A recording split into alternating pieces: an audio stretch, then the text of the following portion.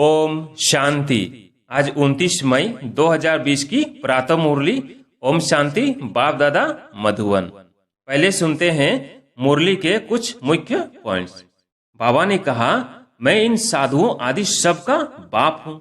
जो भी शंकराचार्य आदि हैं, इन सब की आत्माओं का मैं बाप हूँ। तुम जिसकी पूजा करते हो वही ज्ञान का सागर गीता का भगवान है। वो हमको पढ़ा रहे हैं। इस दुनिया में और कोई मनुष्य नहीं जो कह सके कि शिव बाबा हमको राजयोग पढ़ा रहे हैं। भगवानुवाच, काम महाशत्रु है, इस पर जीत पानी है। पुरानी दुनिया का संन्यास करो। फिर बाबा ने कहा, जो कुछ भी सर्विस नहीं करते, खाया पिया और सोया, वो क्या बनेंगे। अब मुरली सुनते हैं विस्तार से। मीठे बच्चे, तुम्हें नशा रहना चाहिए कि जिस शिव की सभी पूजा करते हैं वो अभी हमारा बाप बना है। हम उनके सम्मुख बैठे हैं। प्रश्न, मनुष्य भगवान से क्षमा क्यों मांगते हैं? क्या उन्हें क्षमा मिलती है? उत्तर, मनुष्य समझते हैं हमने जो पाप कर्म किए हैं उसकी सजा भगवान धर्मराज से दिलाएंगे, इसलिए क्षमा मांगते हैं। लेकिन उन्हें अपने कर्मों की सजा कर्म भोग के रूप में भोगनी ही पड़ती। भगवान उन्हें कोई दवाई नहीं देता। गर्भ जेल में भी सजाएं भोगनी है। साक्षात्कार होता है कि तुमने यह किया है, ईश्वरीय डायरेक्शन पर नहीं चले हो, इसलिए यह सजा है। गीत, तूने रात गंवाई।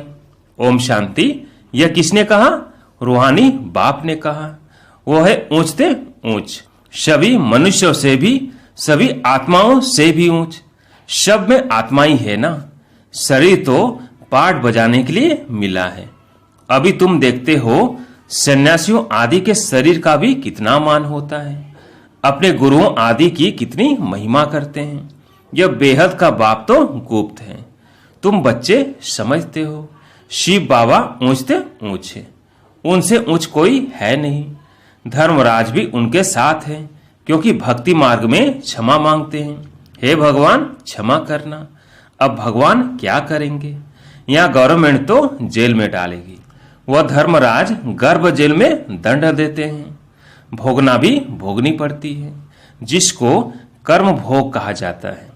अभी तुम जानते हो कर्म भोग कौन भोगते हैं, क्या होता है। कहते हैं, हे प्रभु क्षमा करो, दुख हरो, सुख दो। अब भगवान कोई दवाई करते हैं क्या? वह तो कुछ कर न सके। तब भगवान को क्यों कहते हैं? क्योंकि भगवान के साथ फिर धर्मराज भी है। बुरा काम करने से जरूर भोगना पड़ता है। गर्भ जेल में सजा भी मिलती है। साक्षात्कार सब होते हैं, बिगैर साक्षात्कार सजा नहीं मिलती। गर्भ जेल में तो कोई दवाई आदि नहीं है, वहां सजा भोगनी पड़ती है। जब दुखी होते हैं तब कहते हैं, भगवान इस जेल से निकालो। अभी तुम बच्चे किसके सामने बैठे हो? ऊंचे ते ऊंच बाप है, परंतु है गुप्त। और सभी के तो शरीर देखने में आते हैं। यहाँ शिव बाबा को तो अपना हाथ पांव आदि है नहीं। फूल आदि भी कौन लेंगे? इनके हाथ से ही लेना होगा अगर चाहे तो, परंतु कोई से भी लेते नहीं। जैसे वो शंकराचार्य कहते हैं हमको कोई छुए नहीं, तो बाप कहते हैं हम पतितों का कुछ भी कैसे लेंगे। हमको फूल आदि की दरकार नहीं। भक्ति मार्ग में सोमनाथ आदि के मंदिर बनते हैं, फूल चढ़ाते हैं, परंतु मुझे तो शरीर है नहीं। आत्मा को कोई छुएगा कैसे? कहते हैं हम पतितों से फल कैसे लेवे? कोई हाथ भी नहीं लगा सकते। पतितों को छूने भी न दे। आज बाबा कहते, कल फिर जाकर नरकवासी बनते हैं। ऐसे को तो देखे भी नहीं। बाप कहते हैं, मैं तो ऊंच ते ऊंच हूं। इन सब सन्यासियों आदि का भी ड्रामा अनुसार उद्धार करना है। मुझे कोई जानता ही नहीं।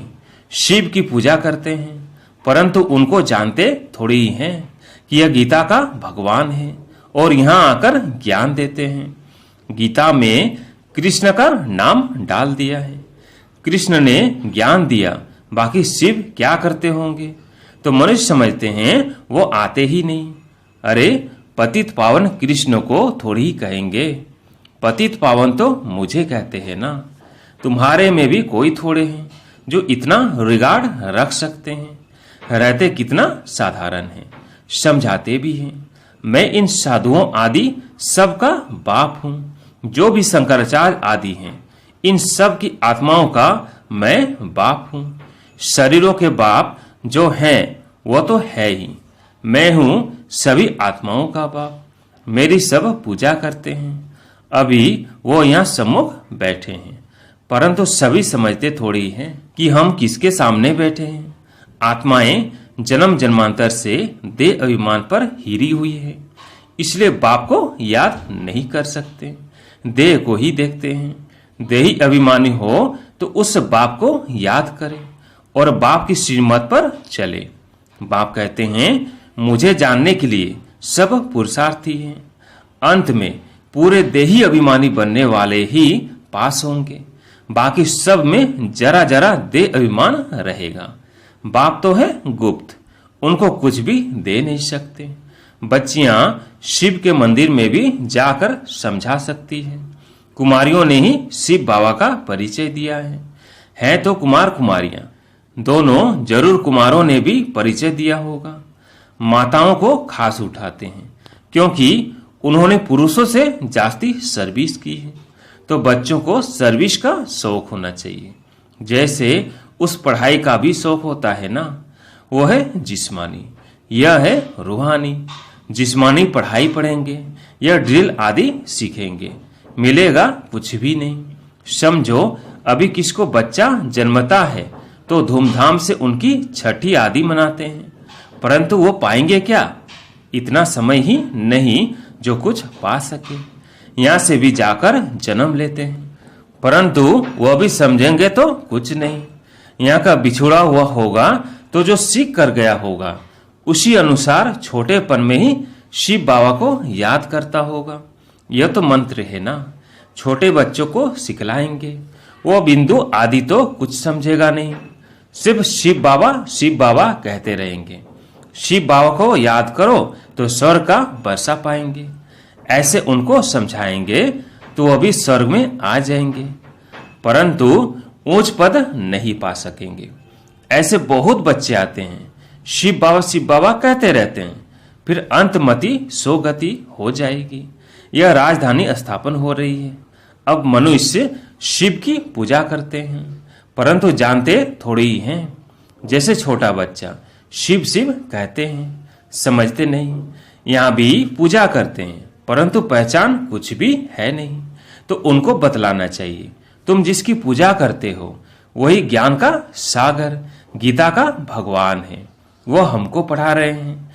इस दुनिया में और कोई मनुष्य नहीं जो कह सके कि शिव बाबा हमको राजयोग पढ़ा रहे हैं। यह सिर्फ तुम जानते हो, सो भी भूल जाते हो। भगवान उवाच, मैं तुमको राजयोग सिखाता हूं। किसने कहा? भगवान उवाच, काम महाशत्रु है, इस पर जीत पानी है। पुरानी दुनिया का सन्यास करो। तुम हठ योगी हद के सन्यासी हो। वो है शंकराचार्य, यह है शिवाचार्य। वो हमको सिखलाते हैं। कृष्ण आचार्य नहीं कह सकते, वो तो छोटा बच्चा है। सतयुग में ज्ञान की दरकार नहीं रहती है। जहां जहां शिव के मंदिर है वहां तुम बच्चे बहुत अच्छी सेवा कर सकते हो। शिव के मंदिरों में जाओ। माताओं को जाना अच्छा है, कन्याएं जाएं तो उससे अच्छा है। अभी तो हमको बाबा से राज्य भाग्य लेना है। बाप हमको पढ़ाते हैं, फिर हम महाराजा महारानी बनेंगे। ऊंचते ऊंच बाप ही हैं। ऐसी शिक्षा कोई मनुष्य दे न सके। यह है ही कलयुग। सतयुग में था इनका राज्य। यह राजा रानी कैसे बने? किसने राजयोग सिखलाया? जो सतयुग के मालिक बने, जिसकी तुम पूजा करते हो, वो हमको पढ़ाकर सतयुग का मालिक बनाते हैं। ब्रह्मा द्वारा स्थापना, विष्णु द्वारा पालना।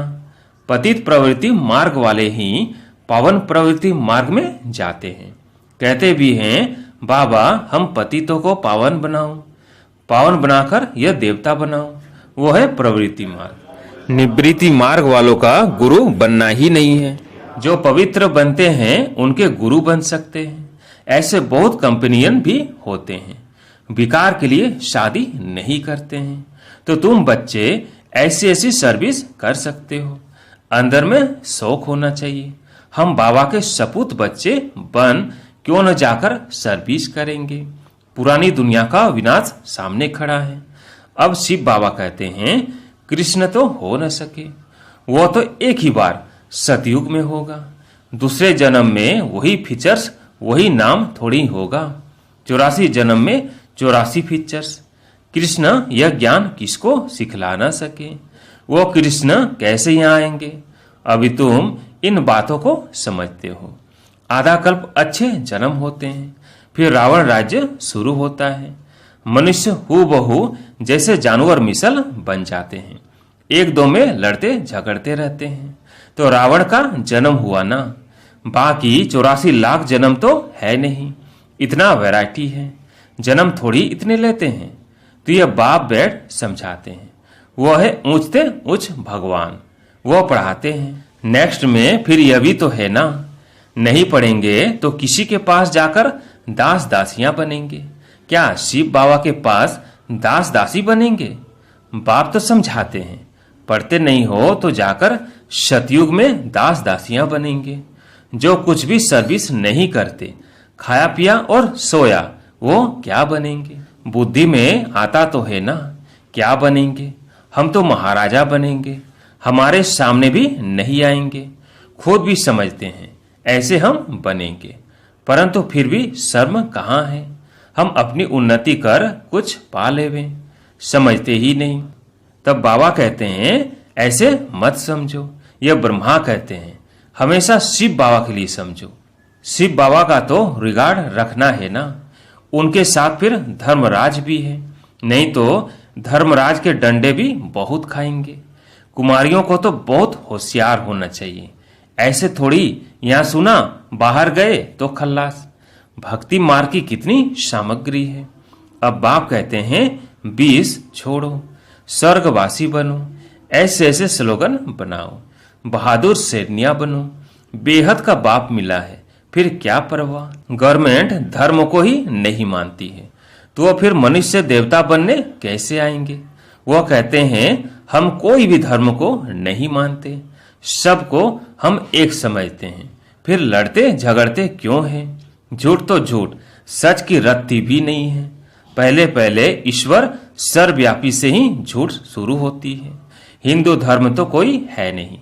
क्रिश्चियन का अपना धर्म चला आता है, वो अपने को बदलते नहीं है। यह एक ही धर्म है जो अपने धर्म को बदल हिंदू कह देते हैं। और फिर नाम कैसे कैसे रखते हैं, श्री श्री फलाने। अभी श्री अर्थात श्रेष्ठ है कहाँ। श्रीमत भी किसी की नहीं। यह तो उन्हों को आयरन एजेड मत है, उनको श्रीमत कैसे कह सकते हैं। अभी तुम कुमारियां खड़ी हो जाओ तो कोई को भी समझा सकती हो, परंतु योग युक्त अच्छी होशियार बच्चियां चाहिए। अच्छा मीठे मीठे शिकिले बच्चों प्रति माता पिता बाप दादा का याद प्यार और गुड मॉर्निंग। रूहानी बाप की रूहानी बच्चों को नमस्ते। हम रूहानी बच्चों की रूहानी बाप दादा को याद प्यार गुड मॉर्निंग नमस्ते नमस्ते। धारणा के लिए मुख्य सार। पहला, अपनी उन्नति करने के लिए बाप की सर्विस में तत्पर रहना है। सिर्फ खाना पीना सोना यह पद गंवाना है। दूसरा, बाप का और पढ़ाई का रिगार्ड रखना है। देही अभिमानी बनने का पूरा पूरा पुरुषार्थ करना है। बाप की शिक्षाओं को धारण कर शपूत बच्चा बनना है। आज प्यारे मीठे बाबा का वरदान है, स्वयं को विश्व सेवा प्रति अर्पित कर माया को दासी बनाने वाले सहज संपन्न भव। अब अपना समय सर्व प्राप्तियां ज्ञान गुण और शक्तियां विश्व की सेवा अर्थ समर्पित करो। जो संकल्प उठता है चेक करो कि विश्व सेवा प्रति है। ऐसे सेवा प्रति अर्पण होने से स्वयं सहज संपन्न हो जाएंगे। सेवा की लगन में छोटे बड़े पेपर्स या परीक्षाएं स्वतः समर्पण हो जाएंगी। फिर माया से घबराएंगी नहीं, सदा विजयी बनने की खुशी में नाचते रहेंगे। माया को अपनी दासी अनुभव करेंगे। स्वयं सेवा में सरेंडर होंगे तो माया स्वतः सरेंडर हो जाएगी। स्लोगन, अंतर्मुखता से मुख को बंद कर दो तो क्रोध समाप्त हो जाएगा। ओम शांति।